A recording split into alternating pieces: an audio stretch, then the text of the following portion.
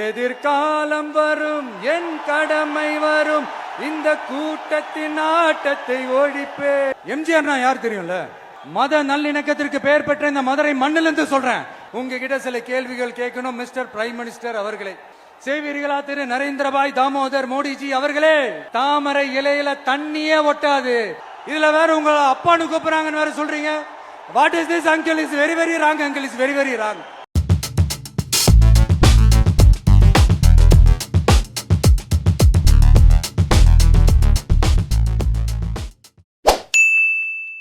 சிங்கம், ஒரு சிங்கம் எப்போ எதுலயும் பெக்யூலியர் தான். ஒரு முறை சிங்கம் கரிச்சிச்சதுன்னா அந்த சவுண்ட்ல ஒரு 8 கிலோமீட்டருக்கு சும்மா அதிரும், எல்லா திசைகளும் அதிரும். அப்படிப்பட்ட அந்த சிங்கம் வேட்டைக்கு மட்டும்தான் வெளியில வரும், வேடிக்கை பார்க்கறதுக்கெல்லாம் வெளியில வராது. வேட்டையில கூட உயிரோடு இருக்கிற மிருகங்களை தான் வேட்டையாடும். அதுலயும் பெரும்பாலும் தன்னை விட பெரிய சைஸ் உள்ள மிருகங்களை தான் குறி வச்சு தாக்கும், ஜெயிக்கும். எவ்வளவு பசியில் இருந்தாலும் உயிர் இல்லாததை, கெட்டு போனதை தொட்டு கூட பார்க்காது. அப்படிப்பட்ட அந்த சிங்கம் அவ்வளவு ஈஸியா எதையும் தொடாது, தொட்டா விடாது. காட்டோட 4 பக்கமும் மார்க்கிங் மை டெரிட்டரின்னு தன்னுடைய பவுண்டரியை தானே வகுக்கும். அப்படிதான் அந்த காட்டையே தன்னோட கண்ட்ரோல்ல வச்சிருக்கும். சிங்கத்துக்கு கூட்டத்தோட இருக்கிறதுக்கும் தெரியும், தனியா இருக்கிறதுக்கும் தெரியும். அப்படியே தனியா வரணும்னு நினைச்சாலும் அஞ்சாம அலட்டிக்காம சும்மா கெத்தா தனியா வந்து அத்தனை பேருக்கும் தண்ணி காட்டும். எப்போ எதிலையும் தன்னோட தனித்தன்மையை இழக்கவே இழக்காது. Yes, a lion is always a lion.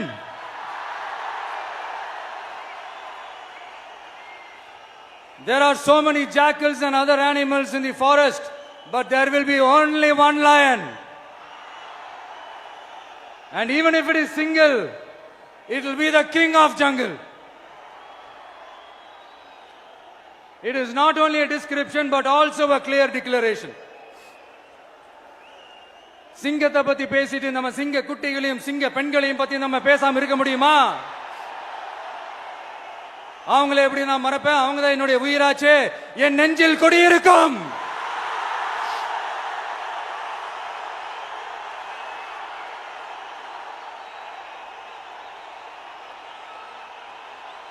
என்னுடைய தோழர்களுக்கும் தோழிகளுக்கும்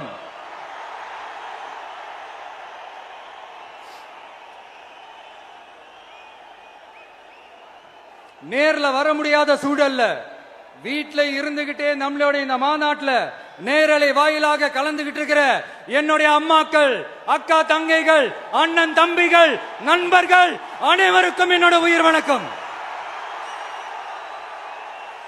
என்னோட உயிர் வணக்கம், என்னோட உயிர் வணக்கம்.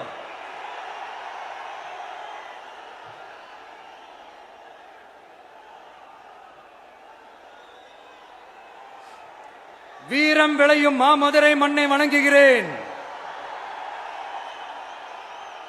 இந்த மதுரைனாலே உடனே ஞாபகத்துக்கு வரது சீறி பாஞ்சி துள்ளி குதிக்கிற யாருக்கும் அடங்காத காளைகள் விளையாடுற அலங்காநல்லூர் ஜல்லிக்கட்டு தான். நம்ம வைகை ஆறுதான் அழகர் ஆத்துல இறங்குற வைபவம். மதுரை மீனாட்சி அம்மன் இந்த மண்ணோட உண்மையான குணம், உணர்வு பூர்வமான மண் இது. அது மட்டும் இல்ல, இந்த மண்ணில் வாழ்ற மக்களும் அப்படித்தான் உணர்வு பூர்வமான ஆளுங்க. நான் இந்த மண்ணில் கால் எடுத்து வச்ச உடனே ஒரே ஒருத்தரை பத்தி தான் மனசுக்குள்ள ஓடிக்கிட்டே இருந்தது. அவர் யாருன்னு உங்களுக்கும் தெரிஞ்சிருக்கும். சினிமானாலும் சரி, அரசியல்னாலும் சரி, நமக்கு ரொம்ப ரொம்ப பிடிச்சது புரட்சி தலைவர் எம்ஜிஆர் அவர்கள் தான். அவரோட பழகிறதுக்கு எனக்கு வாய்ப்பு கிடைக்கல. ஆனா அவரை மாதிரியே குணம் கொண்ட என்னுடைய அண்ணன் புரட்சி கலைஞர் கேப்டன் விஜயகாந்த் அவர்களோட பழகிறதுக்கு எனக்கு நிறையவே வாய்ப்பு கிடைச்சது. அவரும் இந்த மதுரை மண்ணை சேர்ந்தவர் தானே, அவரை மறக்க முடியுமா? தமிழ்நாட்டு மக்கள் உணர்வுபூர்வமா உண்மையா நம்ம பக்கத்திலே நிக்கிறவங்க, அதுக்கு ஒரு மிகப்பெரிய அடையாளம் தான் இந்த மதுரை மண். நம்ம தமிழக வெற்றி கழகம் கையில் எடுத்திருக்கிற அரசியலும் அப்படித்தான். உண்மையான அரசியல், உணர்வு பூர்வமான அரசியல், நல்ல அரசியல், நல்லவங்களுக்கான அரசியல், நாட்டு மக்களுக்கான அரசியல், நல்லது மட்டுமே செய்கிற அரசியல்.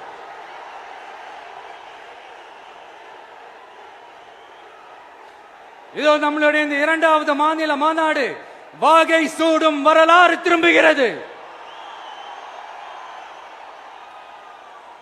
அப்படி இந்த மாநாட்டுக்கு பேர் வச்சிருக்கிறோம். 1967லயும் 1977லயும் நம்ம தமிழக அரசியல் ஒரு மிகப்பெரிய ஆட்சி அதிகார மாற்றங்கள் ஒண்ணு நடந்துச்சு இல்லையா? அதே மாதிரிதான் அடுத்த வருஷம் 2026ல அப்படி ஒரு வரலாறு திரும்ப போகுதுன்னு உறுதியா சொல்றதுக்கான மாநாடு தான் நம்மளோட இந்த இரண்டாவது மாநில மாநாடு. விக்கிரவாண்டி விசாலையில் நம்மளுடைய ஃபர்ஸ்ட் மாநாடு நடத்தணும், வெற்றி கொள்கை திருவிழா. அதுக்கப்புறமே நீங்க பார்த்திருப்பீங்க, தமிழக அரசியல் அந்த தட்ப வெப்பத்தையே மாத்தினுச்சு. நமக்கு எதிராக எத்தனை குரல்கள்.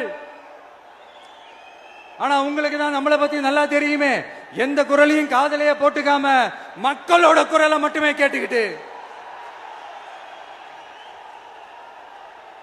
நமக்கு எதிராக வர அத்தனை கூக்குரல்களையும் சின்னதா ஒரு சிரிப்போடவே கடந்து வந்திருக்கிறோம்.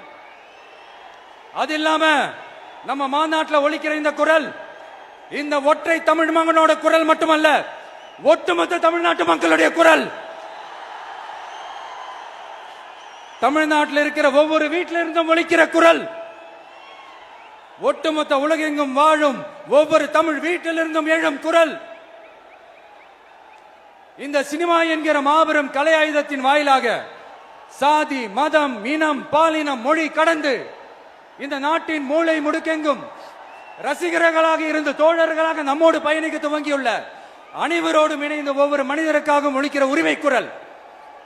மாநில உரிமைக்காக, பெண் உரிமைக்காக, சமூக நீதிக்காக, சமநீதிக்காக, மதச்சார்பின்மைக்காக உண்மையா ஒலிக்கிற குரல்.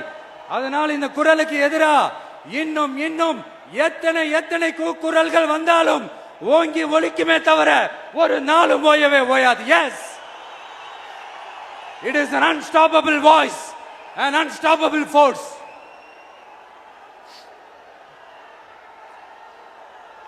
நம்ம அரசியலுக்கு வர்றதுக்கு முன்னாடி அட இவரெல்லாம் வரமாட்டாரியா, அவரே வரல, இவரே வரல, இவருங்க வர போறாரு அப்படின்ட்டு நிறைய பேர் ஜோஷியம் சொன்னாங்க.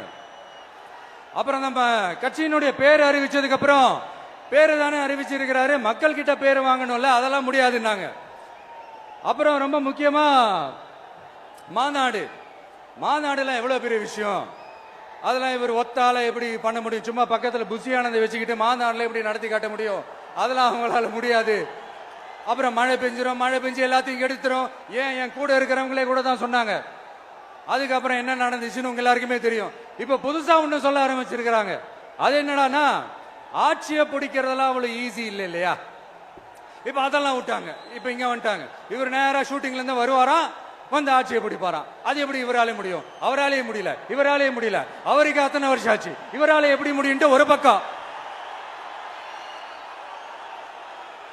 இன்னொரு பக்கம் கூட்டம் எல்லாம் ஓகே தான், அது எப்படி ஓட்டா மாறும் அப்படின்றது இன்னொரு பக்கம்.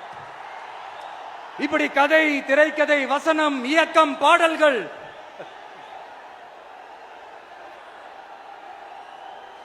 அதனால இந்த அரசியல் ஆய்வாளர்களுக்கு நான் சொல்றதெல்லாம் ஒன்னேதான், நல்லா கேட்டுக்கங்க.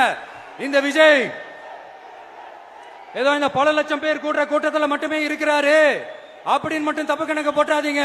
ஏன்னா நம்மளுடைய இந்த கூட்டம் வெறும் ஓட்டா மட்டும் இல்லைங்க, வரப்போற தேர்தலில் மக்கள் விரோத ஆட்சியாளர்களுக்கு நாம வைக்க போற வேட்டா, நம்மளை கோட்டைக்கு அனுப்ப போற ரூட்டா இருக்க போதுன்னு சீக்கிரமாவே தெரிஞ்சுப்பீங்க. ஏன்னா கோடிக்கணக்கானவங்களோட ஹார்ட்லயும் வீட்லயும் ஏற்கனவே ஆல்ரெடி உயிரா உணர்வா உறவா இருக்கிறோம். நம்மளுடைய கனெக்ட் எல்லாம் வெறும் மக்களோட மட்டும்தான். நாம யாருன்னு அவங்களுக்கு தெரியும், அவங்க யாருன்னு நமக்கு தெரியும். நாமளும் நம்ம மக்களும் எப்படி இருக்கிறோம்னு எதிரிகளுக்கு நல்லாவே தெரியும். இருந்தாலும் இந்த விஜய் எதுக்குப்பா வந்திருக்கிறாரு, இவர் என்ன புதுசா என்ன திட்டம்லாம் சொல்லிட்டாரு அப்படின்னு வேற நிறைய கேள்விகள். இந்த சொல்றேன் தெரிஞ்சுக்கோங்க. பெண் குழந்தைகள், பெண்கள் மற்றும் வயசானவங்களோட பாதுகாப்புல தான் நம்ம பிரையாரிட்டியே.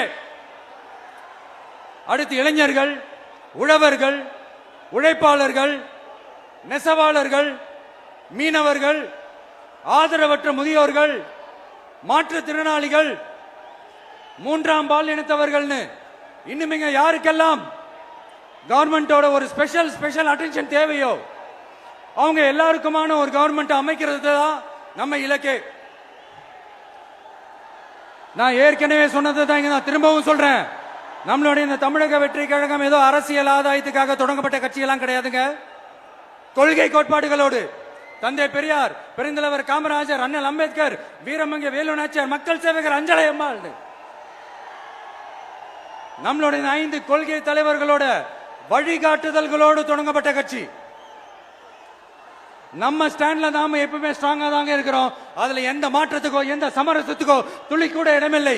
நம்மளுடைய ஒரே கொள்கை எதிரி பாஜக தான். நம்மளுடைய ஒரே அரசியல் எதிரி திமுக தான். எப்படி? நம்மளுடைய ஒரே கொள்கை எதிரி,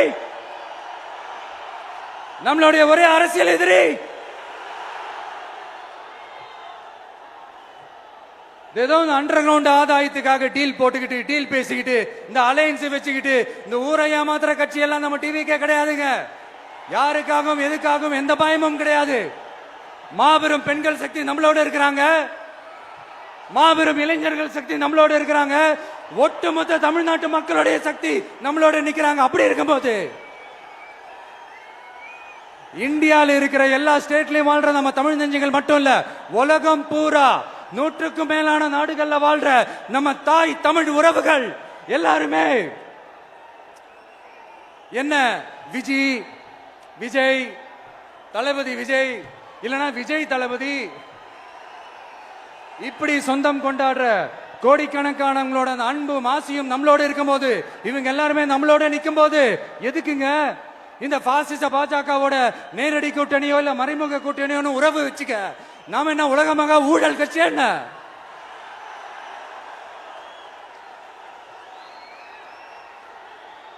நம்மளை பத்தி சின்னதா ஒரு உண்மை ஒண்ணு சொல்லலாமா?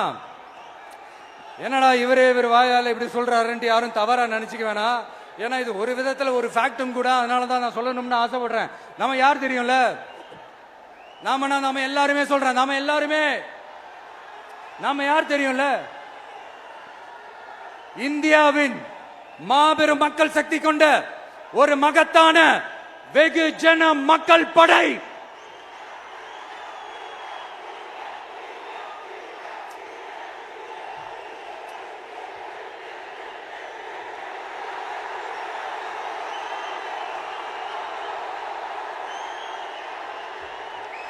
அதனால நம்ம தலைமையில நாம் அமைக்க போற இந்த உண்மையான மக்களாட்சிக்கான அச்சாரமாக மாபெரும் மக்கள் சக்தியை அணி அணியாக நம்மளோட திரண்டு நிக்கிறப்போ இந்த அடிமை கூட்டணியில சேர வேண்டிய அவசியம் நமக்கு இருக்குங்க. நம்மளுடைய இந்த கூட்டணி சுயம் இழந்த கூட்டணியெல்லாம் இருக்காது, சுய மரியாதை கூட்டணியா தான் இருக்கும். இந்த ஒரு பக்கம் RSS கிட்ட அடிபணிஞ்சுக்கிட்டு, இன்னொரு பக்கம் மதச்சார்பற்ற கூட்டணின்னு இந்த மக்களை ஏமாத்துற கூட்டணியெல்லாம் நம்ம கூட்டணி இருக்காது.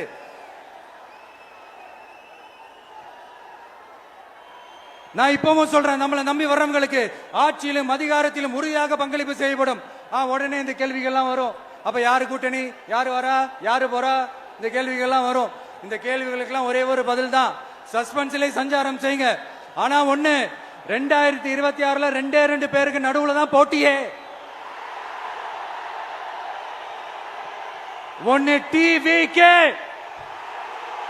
இன்னொன்னு டிஎம்கே. இந்த போட்டி எப்படி இருக்க போதுன்னா, இந்த அலையன்ஸை வச்சு எப்படியாவது நம்ம தப்பிச்சிடலாம். என்ன இந்த பழைய இந்த மேத்தமேட்டிக்ஸ் அரித்மேட்டிக்ஸ் இதெல்லாம் வச்சு எப்படியாவது நம்ம தப்பிச்சிடலாம். அப்படின்னு நினைக்கிறவங்களோட அந்த கனவு ஒரு நாளும் மெய்ப்படாது. சரி, இப்ப நம்ம வேற ஒரு ஏரியாவுக்கு ஒண்ணு வருவோம். எதிர்காலம் வரும், என் கடமை வரும், இந்த கூட்டத்தின் ஆட்டத்தை ஒழிப்பேன்.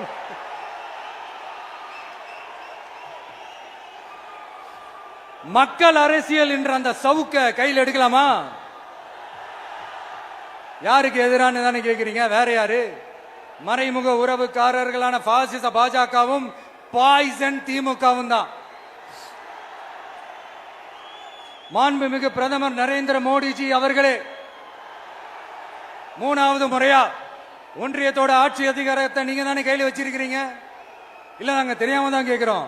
நீங்க ஆட்சிக்கு வந்தது ஒட்டுமொத்த மக்களுக்கும் நல்லது செய்யவா, இல்ல நம்மளுடைய இந்த இஸ்லாமிய நண்பர்களுக்கும் இஸ்லாமிய தோழர்களுக்கும் எதிராக சதி செய்யவா?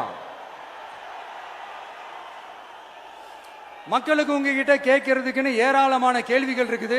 அதனால அவங்க சார்பா, அவங்கள ஒருத்தனா, அவங்களோட ஒரு உண்மையான ஒரு பிரதிநிதியா உங்ககிட்ட சில கேள்விகள் கேட்கணும். மிஸ்டர் பிரைம் மினிஸ்டர் அவர்களே, நம்ம தமிழ்நாட்டு மீனவர்கள் கிட்டத்தட்ட ஒரு 800 பேருக்கு மேல இலங்கை கடற்படையால தாக்கி அழிக்கப்பட்டிருக்கிறாங்க. அதை கண்டிக்கிறதுக்காக உங்களை பெருசா எதுவும் செய்ய சொல்லல, சின்னதா ஒண்ணே ஒண்ணு மட்டும் செஞ்சு கொடுங்க.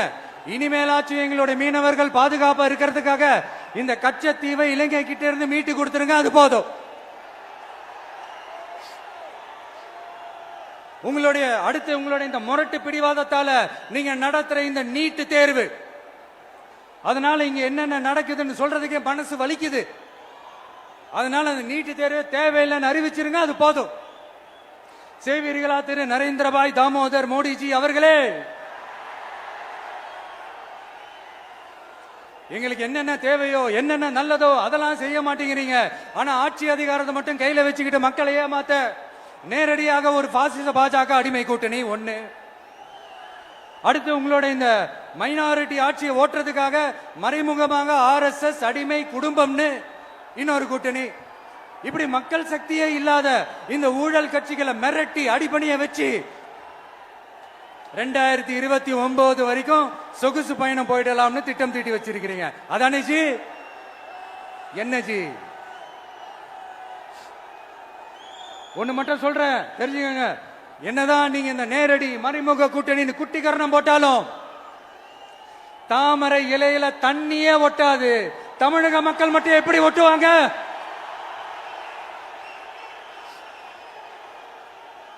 இங்க ஒரு MP சீட்டு கூட தரலன்றதுக்காக தமிழ்நாட்டுக்கும் தமிழ்நாட்டு மக்களுக்கும் எதுவுமே செய்யாம ஓரவஞ்சனை செய்யுது இந்த ஒன்றிய பாஜக அரசு. சங்கம் வச்சு தமிழ் வளர்த்த மண் இந்த மதுரை மண். அதனால இங்க அந்த கீழடியில கிடைச்ச ஆதாரங்களை எல்லாம் மறைச்சிட்டு எங்க நாகரிகத்தையும் எங்க வரலாறையும் அழிக்கிறதுக்காக உள்ளடி வேலை செய்யலாம்னு நினைக்கிறீங்க. தமிழ்நாட்டை தொட்ட என்ன நடக்கும் நீங்க பல உதாரணங்கள் இருக்குது.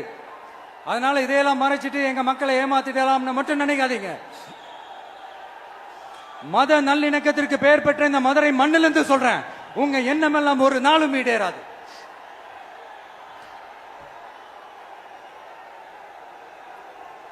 எம்ஜிஆர்னா யார் தெரியும்ல?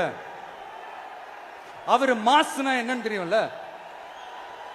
அவர் உயிரோடு இருக்கிற வரைக்கும் அந்த சிஎம் சீட்டை பத்தி ஒருத்தராலையும் நினைச்சு கூட பார்க்க முடியல, கனவு கூட காண முடியல. எப்படியாவது அந்த சிஎம் சீட்டை என்கிட்ட கொடுத்துருங்க, என் நண்பர் எம்ஜிஆர் திரும்ப வந்ததுக்கு அப்புறம் நான் திருப்பி கொடுத்துறேன்னு தன்னோட எதிரியை கூட மக்கள் கிட்ட கெஞ்ச வச்சவர் எம்ஜிஆர். எப்படி கெஞ்ச வச்சவர்? அதனால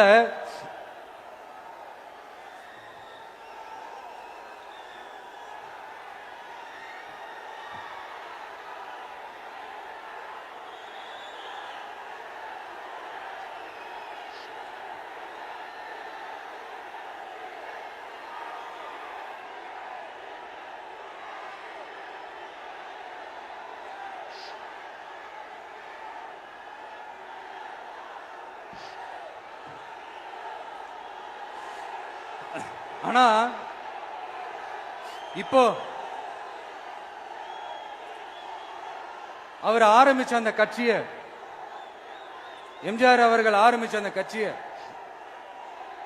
கட்டி காக்கிறது யாரு? இன்னைக்கு அந்த கட்சி எப்படி இருக்குது? அத நான் சொல்லிதான் உங்களுக்கு தெரியணுமா என்ன? அப்பாவி தொண்டர்கள் அதை வெளியில சொல்ல முடியாம வேதனையில தவிக்கிறாங்க. 2026 சட்டமன்ற தேர்தலில் யாருக்கு ஓட்டு போடணும், எப்படிப்பட்ட ஆட்சி இங்க அமையணும்னு அந்த அப்பழுக்கற்ற அந்த தொண்டர்களுக்கும் ரொம்ப நல்லாவே தெரியும். அதனால என்ன வேஷம் போட்டுக்கிட்டு பாஜக இங்க தமிழ்நாட்டுக்குள்ள வந்தாலும் அவங்க வித்தை எல்லாம் இங்க வேலைக்கே ஆகாது.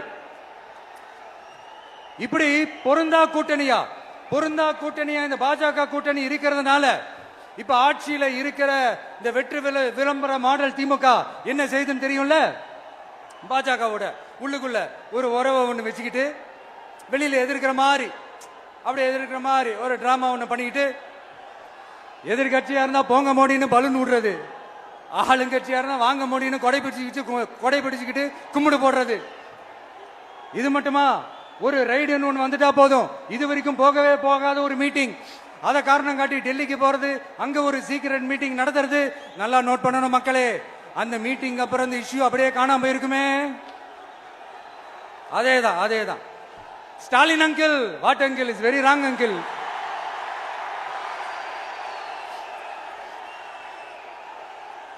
இப்படி தமிழ்நாட்டில் இப்ப நடக்கிற இந்த ஆட்சியினுடைய லட்சணத்தை பார்த்துக்கிட்டு நாம எப்படி சும்மா இருக்க முடியும்? ஒரு தவறு செய்தால், அதை தெரிந்து செய்தால், அவர் கபட நாடக மு.க. ஸ்டாலின் அங்கிளாகவே இருந்தாலும், அங்கிள் உங்களுக்கு மனசாட்சின்னு ஒண்ணு இருந்துச்சுன்னா நாங்க கேட்கிற கேள்விகளுக்கு மட்டும் கொஞ்சம் பதில் சொல்லுங்க அங்கிள். நீங்க நடத்துற இந்த ஆட்சியில நேர்மை இருக்கா, நியாயம் இருக்கா, ஊழல் இல்லாம இருக்கா, சட்டம் ஒழுங்கு சரியா இருக்கா, பெண்களுக்கு பாதுகாப்பு இருக்கா, பொதுமக்களுக்கு பாதுகாப்பு இருக்கா, இயற்கை வளங்களுக்கு பாதுகாப்பு இருக்கா? சொல்லுங்க மை டியர் அங்கிள், சொல்லுங்க. டாஸ்மாக்ல மட்டுமே இது வரைக்கும் 1000 கோடிக்கு மேல ஊழல் சொல்றாங்க. அதுல மட்டுமா தப்பு நடக்குது? வேற எதுல தான் நடக்கல? உலகத்திலே மிஸ்டர் கிளீன் ரெக்கார்ட்ஸ் எல்லாம் உங்களுக்கும் உங்க கூட இருக்கிறவங்களுக்கும் மட்டும்தான் அங்கிள் கொடுக்கணும். இதை பார்த்து வாயே இல்லாத ஊரு கூட வயிறு வலிக்கு சிரிக்குது. பெண்களுக்கு 1000 ரூபாய் கொடுத்துட்டீங்கன்னா போதுமா அங்கிள்? அப்படியே அது மூடி மறைச்சிடலான்னு பாக்குறீங்களா? படிக்கிற இடத்துல, வேலைக்கு போற இடத்துல, வெளியில போற இடத்துலன்னு அவங்களுக்கு பாதுகாப்பே இல்லைன்னு ஒட்டுமொத்த பெண்களும் கதறாங்க. அந்த கதறல் சத்தம் ஏதாவது உங்க காதுல கேக்குதா அங்கிள்? இதுல வேற உங்க அப்பான்னு கூப்பிடுறாங்கன்னு வேற சொல்றீங்க. What is this uncle? Is very very wrong uncle, is very very wrong. பெண்களுக்கு மட்டுமா பொய் வாக்குறுதி கொடுத்து ஏமாத்துறீங்க? அரசு ஊழியர்கள், ஆசிரியர்களை ஏமாத்துறீங்க, விவசாயிகளை ஏமாத்துறீங்க, பரந்தூர்ல பாதிப்பே வராதுன்னு சொல்லி ஏமாத்துறீங்க, மீனவர்களை ஏமாத்துறீங்க, போதைப் பொருள் கலாச்சாரத்தை ஒழிக்காம ஏமாத்துறீங்க. ஐயோ, very very first uncle, very very first. எப்படி கேட்டாலும் இவங்க கிட்ட இருந்து எந்த பதிலும் வரப்போறதில்லை. ஏன்னா இருந்தா தானே. இப்ப ஆட்சியில இருக்கிற நம்மளுடைய அங்கிள் பதில் சொல்றது இருக்கட்டும். மக்களை நீங்க சொல்லுங்க, நீங்க உண்மையை சொல்லுங்க. செய்வோம்னு சொன்னாங்களே, சொன்னதெல்லாம் செஞ்சாங்களா? உங்களை தான் கேக்குறேன், சொன்னதெல்லாம் செஞ்சாங்களா? சத்தமா மை டியர் அங்கிள், கேக்குதா? மக்களோட சத்தம் கேக்குதா? இது வெறும் சாதாரணமான முழக்கம் தான். கூடிய சீக்கிரம் மக்களை போய் சந்திக்க போறேன், அவங்களோட மனசு விட்டு பேச போறேன். அதுக்கப்புறம் இந்த சாதாரணமான முழக்கம் இடி முழக்கமா மாறும். அத்தோட நிக்காது. அந்த இடி முழக்கம் தமிழ்நாட்டோட போர் முழக்கமா மாறும். அந்த போர் முழக்கம் உங்களை ஒரு நிமிஷம் கூட தூங்க விடாது. நடக்குதா இல்லையான்னு பாருங்க. என்னடா இவன் இவ்வளவு ஸ்ட்ராங்கா சொல்றானேன்னு பாக்குறீங்களா? எல்லாரும் கட்சி ஆரம்பிச்சதுக்கு அப்புறம் தான் ஒவ்வொரு வீட்டுக்குள்ளேயும் போறதுக்கு ட்ரை பண்ணுவாங்க. ஆனா நாங்க அப்படி இல்லை. ஒவ்வொரு வீட்டுக்குள்ளேயும் போனதுக்கு அப்புறம் தான் கட்சியாவே ஆரம்பிச்சிருக்கிறோம்.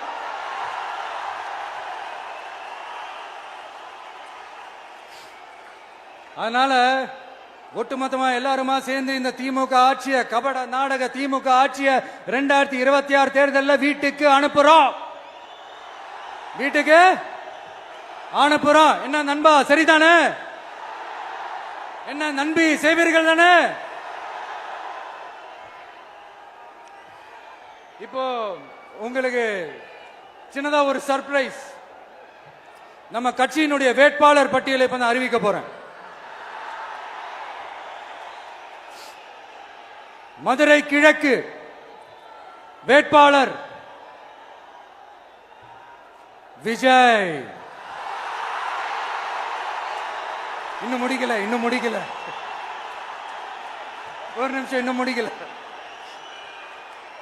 மதுரை மேற்கு வேட்பாளர் விஜய். மதுரை மத்தி வேட்பாளர் விஜய். மதுரை தெற்கு வேட்பாளர் விஜய். மதுரை வடக்கு வேட்பாளர் விஜய். மேலூர் விஜய். சோழவந்தான் விஜய். திருப்பரங்குன்றம் விஜய். திருமங்கலம் விஜய். உசிலம்பட்டி விஜய்.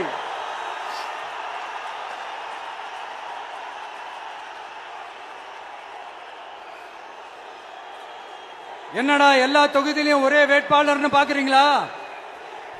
234 தொகுதியிலையும் இந்த விஜய் தான், அதாவது உங்க விஜய் தான் உங்க சின்னம். இன்னும் சிம்பிளா சொல்லணும்னா உங்க வீட்டில் இருக்கிற ஒருத்தர் தான் வேட்பாளரா நிக்க போறாங்க. அந்த வேட்பாளரும் நானும் வேறு வேறு இல்லை. நீங்க அவருக்கு ஓட்டு போட்டீங்கன்னா எனக்கு ஓட்டு போட்ட மாதிரி, இந்த முகத்துக்காக நீங்க ஓட்டு போட்டீங்கன்னா உங்க வீட்டில் இருக்கிற உங்களுடைய வேட்பாளர் ஜெயிச்ச மாதிரி. என்னடா இவர் ஏதோ ஓவரா சொல்றாருன்னு நினைக்க வேணாம். பிராக்டிக்கலா அப்படிதான் இருக்கும், அப்படிதான் இருக்கணும். நீங்களும் அப்படிதான் நினைப்பீங்கன்னு நான் நம்புறேன். ஏன்னா இது நம்மளை விட நம்ம எதிரிங்களுக்கு இன்னும் நல்லாவே தெரியும். அதனால எல்லாம் இந்த அதிகார பலம் எல்லாத்தையும் தூக்கிட்டு வந்துருவாங்க. வரட்டும், பாத்துக்கலாம். TVK will take it, TVK will meet it, TVK will compete with it and TVK will conquer it. TVK will conquer it.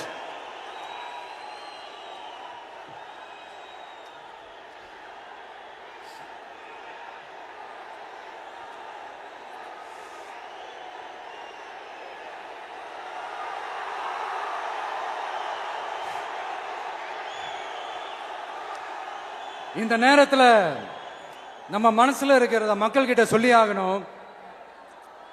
Thoothukudi ஸ்னோலினோட அம்மா என்ன அவங்களோட தம்பி, இன்னும் அவங்க பொண்ணுக்கு நான் தாய் மாமன்னு சொன்னாங்க. அந்த அக்காவோட குழந்தைக்கு மட்டும் இல்லைங்க, என்ன அண்ணனா தம்பியா நினைக்கிற தமிழ்நாட்டில் இருக்கிற என்னோட எல்லா சகோதரிகளின் குழந்தைகளுக்கும் நான் இன்னைக்கு மட்டும் இல்ல, என்னைக்குமே ஒரு தாய் மாமனா தான் இருப்பேன்.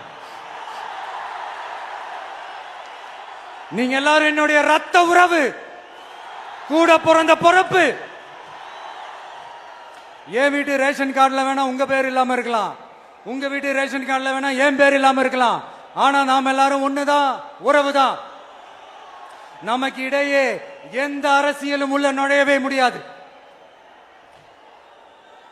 என்கிட்ட இருந்து உங்களையும் உங்ககிட்ட இருந்து என்னையும் எந்த சக்தியாலும் பிரிக்கவே முடியாது. அப்புறம் நான் ஒன்னும் இந்த மார்க்கெட் போனதுக்கு அப்புறம், ரிட்டையர் ஆனதுக்கு அப்புறம் அடைக்கலம் தேடி அரசியலுக்கு வரல. படைக்கலனோட வந்திருக்கிறோம். பவர்ஃபுல் போர்ஸோட, மாபெரும் படை வரிசையோட, எல்லாத்துக்கும் தயாராகி தான் வந்திருக்கிறோம். இவ்வளவு தயாரா நாம அரசியலுக்கு வர்றதுக்கு ரொம்ப ரொம்ப முக்கிய காரணம் ஒண்ணு இருக்கு. அது என்ன தெரியுமா? நன்றி கடன், நன்றி கடன், நன்றி கடன். கிட்டத்தட்ட ஒரு 30 வருஷமா, 30 வருஷத்துக்கு மேல நீங்க தான், நம்ம மக்கள் தான் என் கூட நிக்கிறீங்க, எனக்காக நிக்கிறீங்க, என்னை தாங்கி பிடிக்கிறீங்க, மனசுல ஏந்தி பிடிக்கிறீங்க, தாய் அன்போட மடியில ஏந்திக்கிறீங்க. உண்மையை சொல்லணும்னா வேற யாரை விடவும் எனக்கு இந்த அன்பையும் ஆதரவையும் கொடுத்திருக்கிறீங்க. என் மேல உயிரையே வச்சிருக்கிறீங்க. என்ன உங்க வீட்டுல ஒருத்தனாவே ஆக்கிட்டீங்க. நீங்க எனக்கு கடவுள் கொடுத்த வரம்.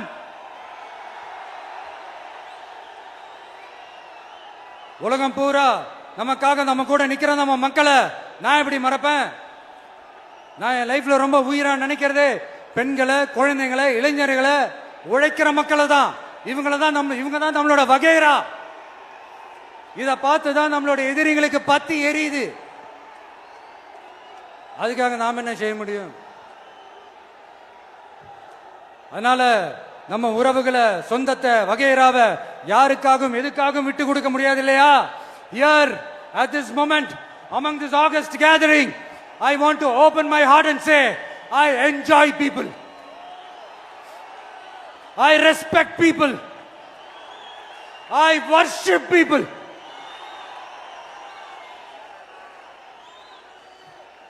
சரிப்பா, இவ்வளவு செஞ்ச நம்ம மக்களுக்கு நன்றி கடனா உன்னால முழுமையா செலுத்த முடியுமான்னு கேட்டா சத்தியமா சொல்றேன், என்னால முடியாதுதான். இன்னும் எத்தனை ஜென்மம் எடுத்தாலும் அந்த நன்றி கடனை என்னால தீர்க்கவே முடியாது. அப்புறம் என்ன மானாவுக்கடா நீ வந்திருக்க தானே கேக்குறீங்க. மைண்ட் வாய்ஸ் கேட்ட மாதிரி இருந்தது. வாழ்நாள் முழுக்க நம்ம மக்களுக்காக ஆதரவா துணையா நிக்கிறத தவிர, அவங்களுக்காக உழைக்கிறத தவிர எனக்கு வேற எந்த எண்ணமும் இல்ல. எனக்கு இப்ப வேற வேலையும் இல்லை. இனிமே எனக்கு இதுதான் என் வேலையே, என் கடன். இனி என் மக்களுக்கு பணி செய்து கிடப்பதே. இப்படியா ஹார்ட் டு ஹார்ட் யதார்த்தமா பேசிய பழகிட்டோம். இதுக்கு மேலேயும் எனக்கும் மக்களுக்கும் இடையே இருக்கிற அந்த உறவை பத்தி நான் பேச ஆரம்பிச்சேன்னா ஒரு மாதிரி எமோஷனல் ஆயிடுவேன். அப்புறம் அதை கண்ட்ரோல் பண்றது ரொம்ப கஷ்டம். அதனால என்ன மனசார நேசிக்கிற நம்ம மக்களுக்கு ஒன்னே ஒன்று சொல்றேன். இந்த விஜய் உங்க விஜய், உங்களுக்கான விஜய், உங்களுக்காக மட்டுமே இருக்கிற விஜய்.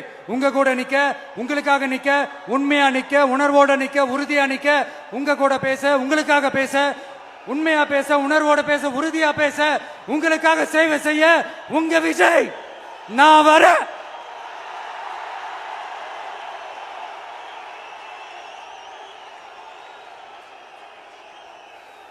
சொல்லல முக்கியம், செயல் செயல் செயல் தான் முக்கியம். செய்கை தான் சும்மா சிறப்பா இருக்கணும். நான் ஆட்சிக்கு வந்தேன்னா சும்மா அது செய்வேன், இது செய்வேன், நல்லது செய்வேன், உருட்டுவேன், புரட்டுவேன், அதெல்லாம் கிடையாது. செய்யறதுக்கு, நல்லது செய்யறதுக்கு, நல்லது செய்யறதுக்கு மட்டும்தான் இந்த விஜய்.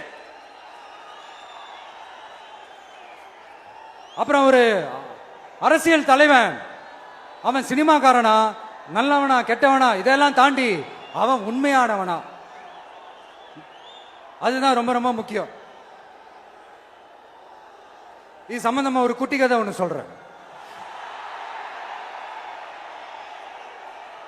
ஒரு நாட்டில் ஒரு ராஜா தனக்கு பக்கபலமா இருக்கிறதுக்காக, கூட துணையா இருக்கிறதுக்காக ஒரு தளபதியை தேடுறாரு. சரியான தகுதிகளோட ஒரு 10 பேர் செலக்ட் ஆகுறாங்க. ஆனா அதுல ஒருத்தர் மட்டும் தான் செலக்ட் பண்ணணும். அதனால அந்த ராஜா என்ன பண்றாருன்னா ஒரு டெஸ்ட் வைக்கிறாரு. அந்த 10 பேர் கையிலையும் விதை நெல்லை கொடுத்து இதை நல்லா வளர்த்து கொண்டு வாங்க, ஒரு 3 மாசம் கழிச்சு வாங்கன்னு சொல்லி அனுப்பி வச்சிடுறாரு.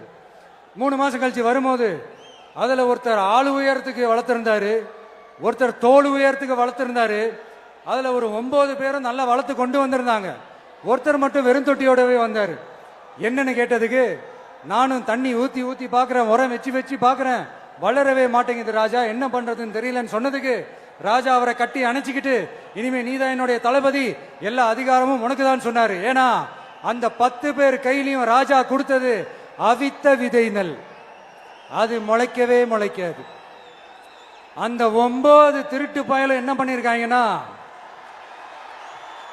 வேற விதை நெல்ல வாங்கி அதை வளர்த்துட்டு ராஜாவையும் மக்களையும் ஏமாத்திருக்கிறாங்க. ஆனா இவர் மட்டும் உண்மையை போட்டு உடைச்சிட்டாரு. அதனால ஒரு நாட்டுக்கு திறமை எந்த அளவுக்கு முக்கியமோ அந்த அளவுக்கு உண்மையும் நேர்மையும் முக்கியம். இப்போ நீங்க எல்லாரும் தான் அந்த ராஜா. நீங்க தேர்ந்தெடுக்க போற அந்த தளபதி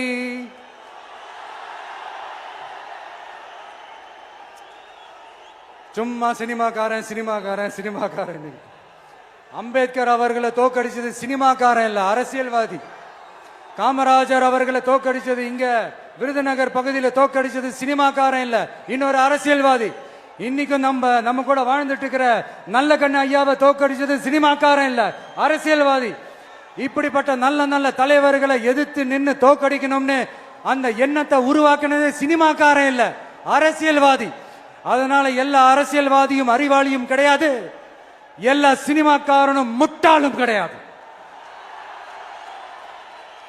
கான்பிடண்டா இருங்க, நல்லதே நடக்கும், வெற்றி நிச்சயம்.